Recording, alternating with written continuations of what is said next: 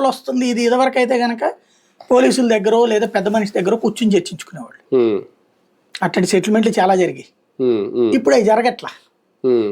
అధికార ఆధిపత్యపు అహంకారం అనేటటువంటిది పతాక స్థాయికి ఉంటుంది.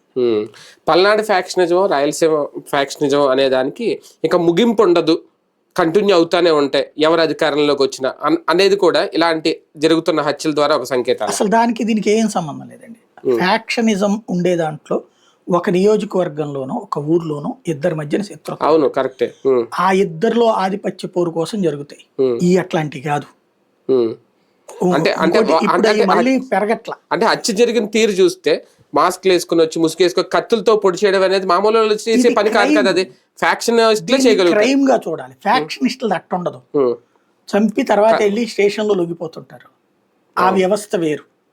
అది వేట కొడవళ్ళు ఆ నరకడం వేరు. అంటే మీరు అన్నట్టు అది రెండు వర్గాల మధ్య ప్రతీకారంతో జరిగినవి అయితే అలా ఉంటాయి.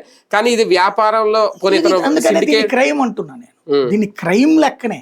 ఇప్పుడు దొంగతనం చేసేటప్పుడు పొడి చంపేస్తారు. దాన్ని ఫ్యాక్షన్ గా చూడకూడదు.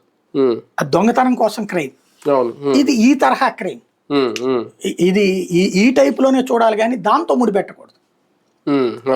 దేనికి అదే విడిగా సుపారీ హత్యల సుపారీ కిల్లింగ్ అని నేను అనుకుంటా. ఎందుకంటే క్రూరంగా చంపేటటువంటి వాడిలో రెండు రకాలు ఉంటుంది. ఒకటి